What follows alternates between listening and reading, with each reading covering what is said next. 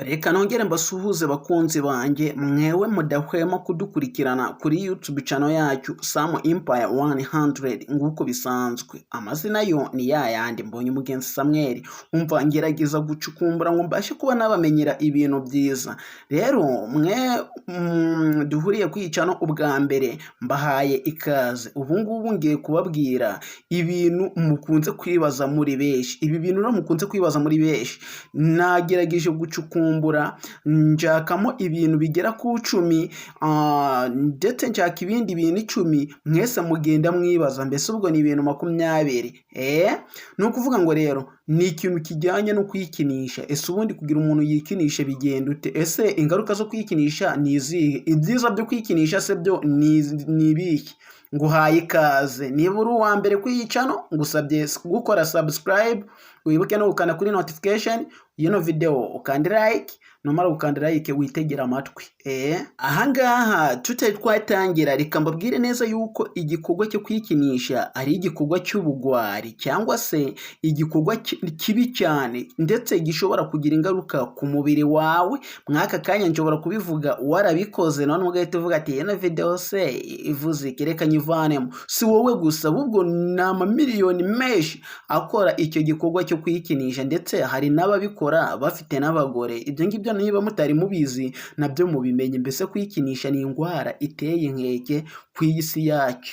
Ahangaha nyine muragenda mukibaza ibibazo byinshi tu bigiye bitandukanye, ugasanga umuntu aribaza ati ariko kwikinisha ubundi ni bibi. Wowe se ubundi wamenya ibibi byo gute? Y'umuntu agira isukari nyinshi amenya yuko isukari yari mbi, yagwaye bya bigwara nyine bikomoka ku sukari. No kuvuga ngo no kwikinisha rero ndi wabasha kumenya yuko ari bibi, ubimenya nyine watangiye guhura n'ingaruka z'icyo cyaha ukora, z'ibyo bibi ukora wica umubiri wawe. Ese wowe uri kureba yino video mwaka kanya ushobora kuba uri kwibaza ati mbese ingaruka zo kwikinisha ubundi ni izihe?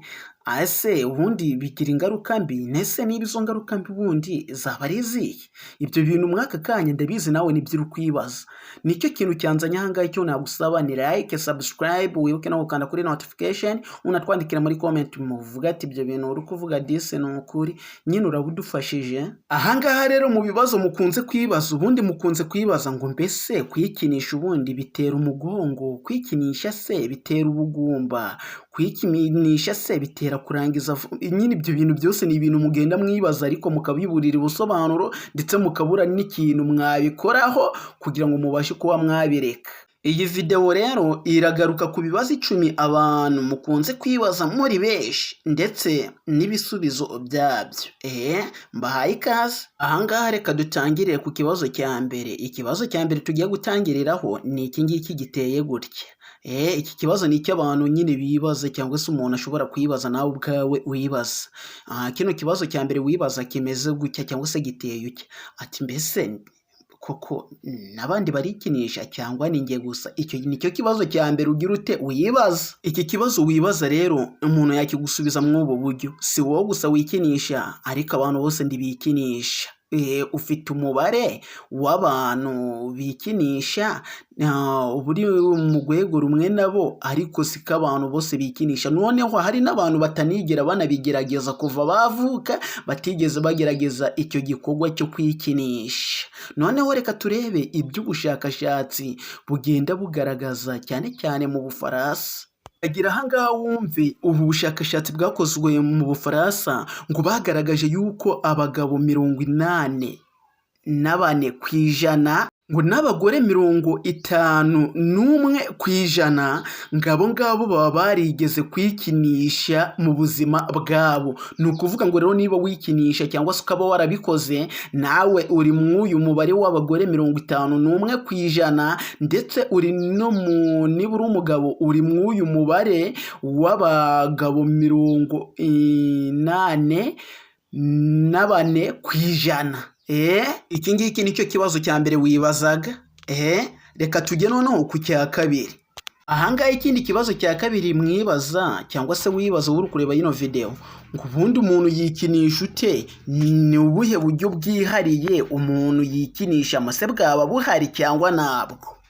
Iki kibazo reka ngigusubize nacyo. Ni ukuvuga ngo nta buryo bwo kwikinisha bwihariye bubaho, ahubwo ni ukuvuga ngo buri muntu avumbura uburyo bwe bwo kwikinisha. Ahangaha rero ndagira ngo ngubwire yuko kwikinisha ari igikorwa ukora wenyine wihariye, nta muntu usanga agufashe kwikinisha, ahubwo ukabikora wenyine ubusanzwe ushakisha cyangwa se ucukumbura kugira ngo urebe ko wafatisha bya byishimo ubona mu gihe cyo gutera akabariro, mbese cyangwa se mu gihe cyo gusambana cyangwa se mu gihe cyo gukora imibonano mpuzabitsina, ibyo bintu ukabyishakira ku giti cyawe wenyine. Ahangaha rero bishobora kuba byarakubayeho, ushobora kuba warabonye ngo umukobwa Rihanna ukumva uramukunze cyane, ukumva uryamanye nawe byaba ari byiza, bikaza kurangira ukoze igikorwa cyo kwikinisha wimajina uwaryamanye nawe. Ni ukuvuga ngo biba bimeze nyine nk'ubugwayi, wagira ngo uryamanye n'uwo muntu kandi ntabwo uwo muntu aba abizi, umeze nk'umuntu uri kurote. Munyihanganira impamvu nanze urugero k'uwo nguwo ni uko ari we musitari, nibura abantu benshi bareba bakumva baragize na filime akina z'urukozasoni, ibintu ngibyo nyine biriya bijyanye n'amaporono, ni we nyine mfatiyeho urugero. Niba utari ubizi ibyo bintu arabikora, ntabwo mwamamaje cyangwa se nta nubwo musebeje. Ubwo rero ushobora kuba utarigeze wimajina Rihanna ukimajina n'abandi bamwe mu basitari bagiye batandukanye. Hano mbivuze ku ruhande rw'abagabo, n'abagore nabo bimajina abandi basore b'amabogare cyangwa se kandi baba barenze abasheri babo. Ukimajina umusore w'ibogare cyangwa se ukimajina wa wundi mwirirwanya ariko mutigeze mukora bya bintu nyine bijyanye n'imibonano, ukamwimajina nijoro, ejo ukazinduka wamuhuzwe. Ahangaha rero uburyo abagabo babikora, bagerageza gufata igitsina cyabo bakakikubakuba nyine bagira ngo barebe ko ubugabo bwabo bwafata umurego, bamere ngaho bakora imibonano mpuzabitsina. Aho ngaho nicyo gikorwa bakora. Mu gihe rero baba babikora utyo, babikora mu ntekerezo zabo, harimo umuntu runaka batekereza, harimo umukobwa runaka batekereza, cyangwa se harimo umugore runaka yigeze gutekereza cyangwa se ari gutekereza muri ako kanya, kugira ngo abe ari we umufasha kuba yasohora. Mbese ugeze ngaho ukamukubita ngo mu gihorihori cyangwa se inyuma kuri kariya gatwe k'inyuma, ashobora gupfa cyangwa se atapfa agasara. Ibyo bintu bibaho. Ahangaha ikindi kintu nibura nakubwira ko iki kintu kijyanye no kwikinisha cyane cyane ku bagabo, ni nguko wava ahangaha wirukanga cyangwa se wateze itike yawe, warangiza ukamanuka ukajya ahantu bita ku Gisenyi ku mazi, ufite diyama mu ntoki, warangiza ugafata diyama yawe ukayiterera mu kiyaga cya Kivu, ukagaruka wikomanga mu gatuza ngo ukoze igikorwa cy'abagabo. Icyo gikorwa ntari icy'abagabo, naba ngubeshe habe na gato, ni igikorwa cy'ubugwari ubukoze nawe ubwawe nyine urabyumva. Twikomereze. Ahangaha rero ku bagore uburyo babigenza, bashobora nabo babikora mu buryo bugiye butandukanye. Hari abakoresha intoki zabo bashaka kugira ngo babashe kuba bakigira iki n'iki, bazana amazi, bazana amavangingo yabo. Noneho hari n'abakoresha ibintu byinshi bigiye bitandukanye mu mahanga, aho bafite ibintu bijya kumera nka plastique, ku buryo yabikora gutyo yimajina nawe umugabo runaka, akumva ameze nk'aho ari kuryamana nk'umugabo runaka cyangwa se umukinnyi wa filime runaka. Ni gutyo biba bimeze ku bagore. Ahangaha rero mu bakera bagombaga gukoresha agatoki, agatsina cyangwa ikijumba, karoti, ibintu ngibyo noneho bya bindi bishobora kugenda bikakwangiriza imyanya myibarukiro, bikaba byaba bibi cyane. Nyine kwikinisha ntari byo mw'iki kinyejana turimo, n'abakera barabikoraga, ariko nyine noneho iki kibazo ni icya gatatu, cya kindi wibaza uvuga ati se kwikinisha ubundi umuntu ari mukuru yarazanye umugore, afite umugore, ubundi kucya kugenda gutya ngikinisha, ubundi bino bintu ni ibintu bisanzwe cyangwa ndi bisanzwe? Ibi bintu rero ndagira ngo ngubwire yuko ari ibisanzwe. Ubundi ibi bintu bitangira umuntu akiri ingimbi, ashaka kuvumbura byinshi ku bijyanye n'imyibarukiro no mu myanya ndanga iki n'iki nyine. Nuko nguko nta mpamvu yo kubivuga cyane, namwe murabizi.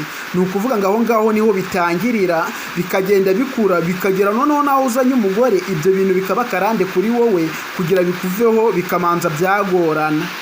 Rero ubushakashatsi bwinshi bugenda bugaragaza yuko iyo umuntu akenshi na kenshi imyaka y'ubugimbi yirangiye, ariho abantu birangirana n'ibyo ngibyo ntibazongera gukora icyo gikorwa kibi cyo kwikinisha. Ariko ndibikuraho yuko hari abakomeza nyine icyo gikorwa kibi cyo kwikinisha, akarenga ya myaka y'ubugimbi, akagenda agakura, akazana umugore, agasezerana, ariko ibyo ngibyo nyine biteye yuko byarangije kumubata, akazajya agenda akomeza kubikora, ariko bikaba binafite ingaruka bigomba kumutera zatazi ndetse akaba atazigera nazimenya, biteye yuko nta buryo buhari bwo kugira bwo kuzimenya. Nuko nk'uko ubundi biba bimeze. Ahangaha rero ubushakashatsi bwinshi bugaragaza yuko umuntu wubatse kugira ngo abashe kuba yakora kino gikorwa kigayitse cyo kwikinisha, yuko ashobora kuba nibura umukunzi we cyangwa se umudamu we nawe uhari yafashe ng'urugendo, noneho stress cyangwa se umunaniro w'ubwongo, hari abantu nyine bagira stress ku buryo bumva nyine iyo baramutse bakoze ng'icyo gikorwa kigayitse nyine cy'ubugwari cyo kwikinisha, yumva urumva biba byararenze rwa rwego rwo kubikora, ari gushakisha ngo amenye nibura ubundi bino bintu bivuze iki, cyagiye akiri ingaragu, bikagenda noneho bikagera aho bibaye ngaho agomba kuzajya bikora aruhuka. Ibyo ngibyo rero biba bimaze gufata iyindi ntera ihambaye, ku buryo bishobora kumuteza ibibazo byinshi bigiye bitandukanye. Ahangaha noneho hari ikindi kibazo cya kane, kibaza ati ese ko umuntu yakikinisha inshuro zirenze imwe ku munsi, akikinisha nka 3 ku munsi, ubundi ibyo bintu birasanzwe cyangwa ubundi ndibisanzwe? Ibyo ngibyo nabyo bikunze kubaho. Ahangaha kino kibazo wibaza rero sinakigera ngubonera igisubizo, kuko mu bushakashatsi bwigeze bukogwa ntabwo bigeze bagaragaza ngo mbese umuntu yakikinisha inshuro zingahe ku munsi, mu masaha 24 umuntu yakikinisha kangahe.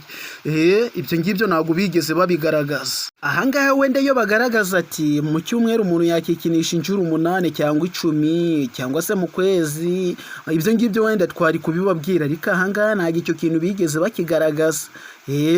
Rero abantu bibaza ibingibi, bibaza ngo mbese ngo ubundi ngo ibi bintu nyine bari kwibaza ibyo ngibyo ni babandi byarangije kugira impata babikora 2 ku munsi 3 ku munsi, cyangwa babona nyine byarangije kubakoloniza, byarangije kuba kolonike mu mubiri wabo mu gihe batabikoze bumva badafite umutekano. Abo ngabo nibo biteza inuza, biteza ibibazo.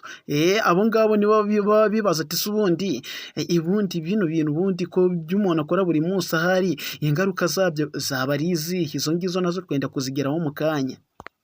Ahangaha hari ikindi kibazo abantu mukunze kwibaza ati ese kwikinisha ku mwana mutoya ibyo bintu byaba bisanzwe? Ni ukuvuga ngo rero ibyo bintu birasanzwe, biteye yuko nta muntu n'umwe udakenera gukora ubushakashatsi ku bijyanye n'umubiri we. Iki kintu cyo rero ndagira ngo ucyumve neza, bo babikora batanagamije kugira ngo bashake ibyishimo, batanazi neza yuko ibyo bakora wenda ari ibintu abantu bakora bashaka kugira ngo babashe kuba babona urubyaro. Mbese bo nyine babikora ari ibintu nyine biri aho ngaho badasobanukiye neza, badafite amakuru, kuko nta naho baba barabyumvishe. Ahangaha ndavuga ku mwana utari wagera ku bugimbi. Wa mwana utari wagera mu gihe cy'ubugimbi niwe mvuga. Ni ukuvuga ngo uyu mwana ari igihe akora ku gitsina cye ari kugira ngo arebe ko yasinzira, nta n'ikintu kibi aba agamije. Ibyo ngibyo rero ntabwo twabyita kwikinisha, ibyo ngibyo ntabwo twabyita kwikinisha, nyine ni ibintu byikora cyangwa se ni ibintu umwana akora atazi ibyo arimo. Byitwa kwikinisha iyo umwana atangiye gushakira ibyishimo ku bijyanye no kuba yakikinisha, mbese ari byinshi abazi ku bijyanye no kuba umuntu akora imibonano mpuzabitsina cyangwa se akora ubushakashatsi ku bijyanye n'imibonano mpuzabitsina. Umwana rero utari wagera mu bugimbu ntabwo ibyo bintu aba abizi, abikora ku buryo bwo kugira ngo arebe ko yasinzira.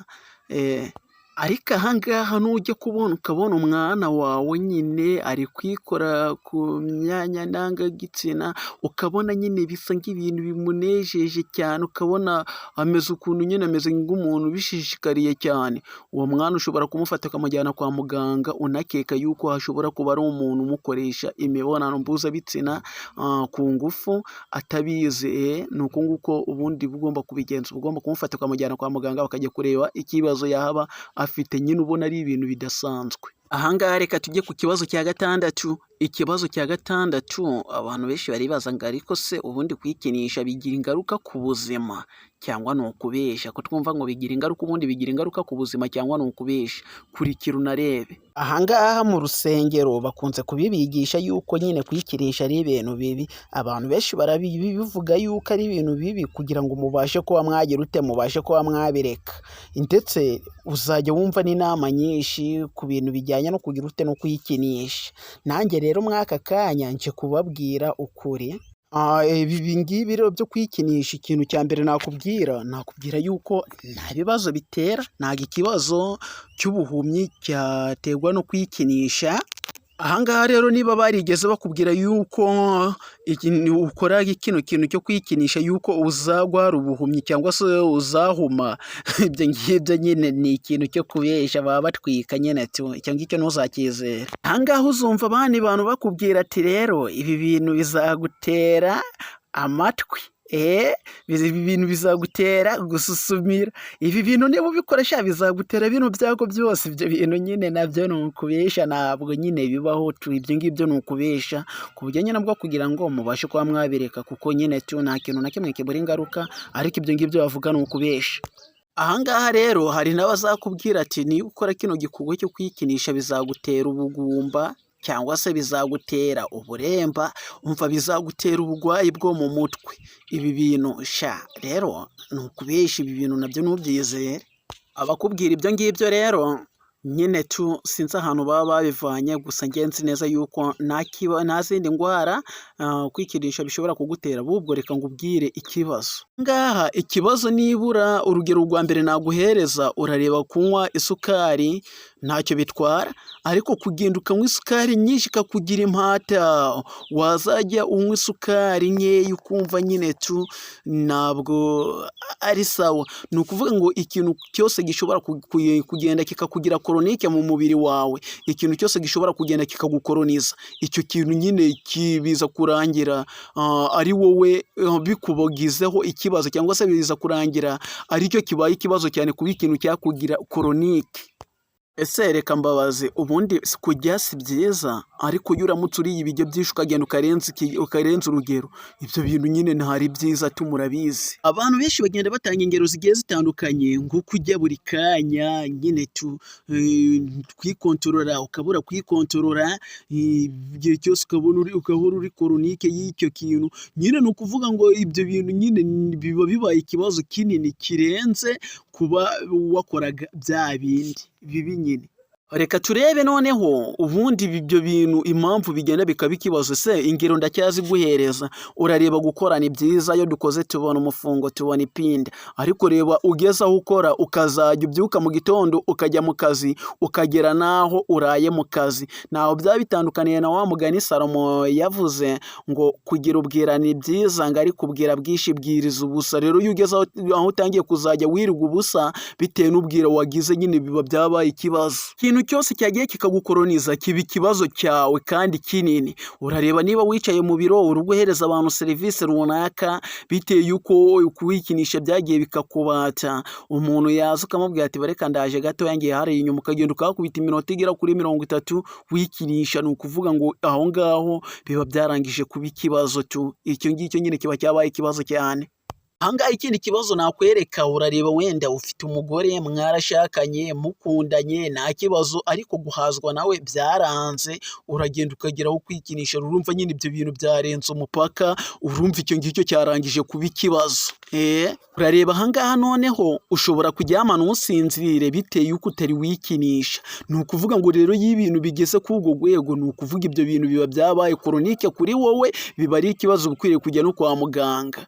Nawe teke tekereza noneho ugeze naho gusinzira byanze utari wakora icyo gikorwa cyo kwikinisha, ni ukuvuga ngo bya bintu bisanzwe ku bandi wowe biba byarangije kuba ikibazo, niyo mpamvu nyine atari byiza tu. Ahangaha rero tugeze ku kibazo cya karindwi abantu benshi mukunze kwibaza muri benshi, iki kibazo kimeze gutya ati mbese kwikinisha byahindura ingano y'igitsina cyawe? Icyo kibazo mwe mukunze kukibaza tu.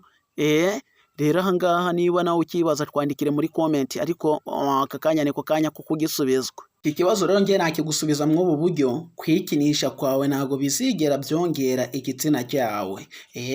Ikindi kandi kwikinisha kwawe ntabwo bizagabanya ingano y'igitsina cyawe, ndavuga ku mugabo. Noneho umugore wo kwikinisha nabi bishobora kwangiriza imyanya myibarukiro. Ahangaha rero niba uri umugabo ukajya kubona ukabona nyine igitsina cyawe cyagabanyutse cyangwa se cyiyongeye, ibyo ngibyo ntabwo biba byakomotse mu kwikinisha, ahubwo ni ibintu biba nyine byanagomba kubaho niyo utakirute niyo utakikinisha.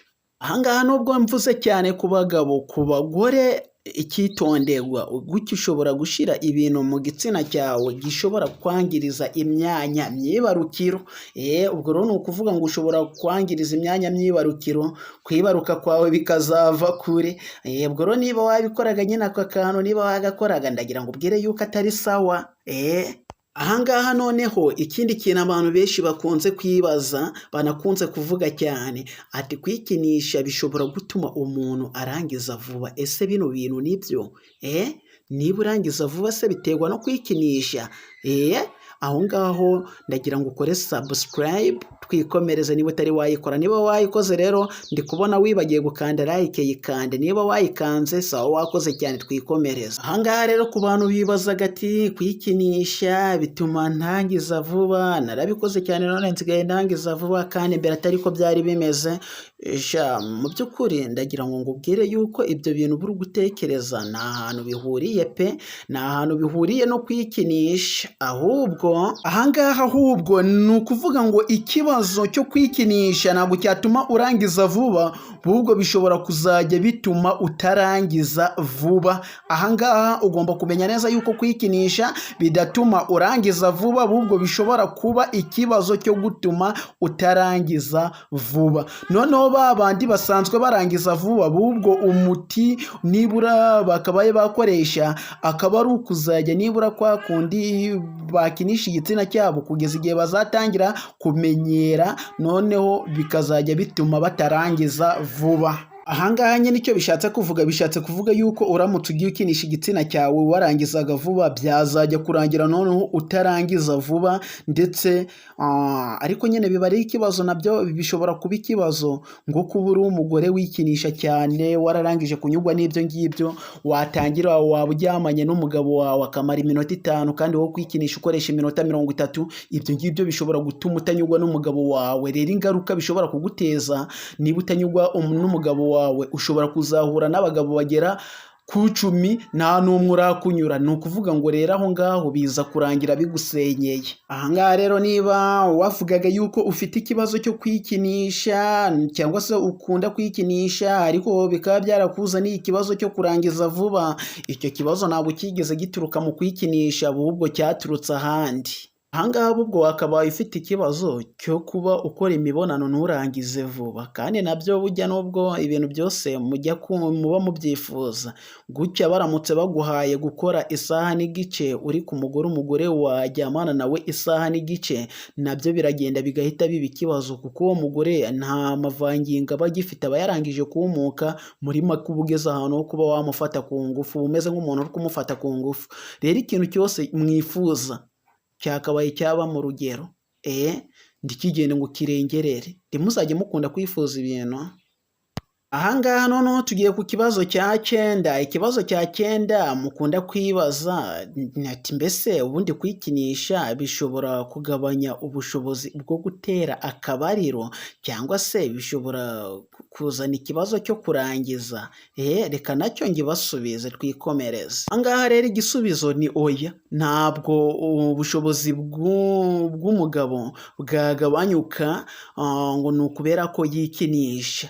ubushobozi bw'umugabo bwo gutera akabariro ntibwakigera bugabanyuka ngo kubera ko yikinisha pari hazari ya wa wundi utikinisha. Ibyo ngibyo niba ari umuntu wigeze akubwira yuko kwikinisha bishobora kugabanya ubushobozi bwo kuba watera akabariro, ni ukuvuga ngo ibyo ngibyo ni ukubesha, ibyo ngibyo barakubeshe. Reka nguhereze ukuri kwa nyako. Ahangaha rero mu gihe umaze igihe kinini udakora imibonano mpuzabitsina, ahubwo kwikinisha bishobora kuba byatuma ukora imibonano mpuzabitsina mu buryo bukoroheye, ndetse n'igitsina cyawe ndikize kugabanya umurego.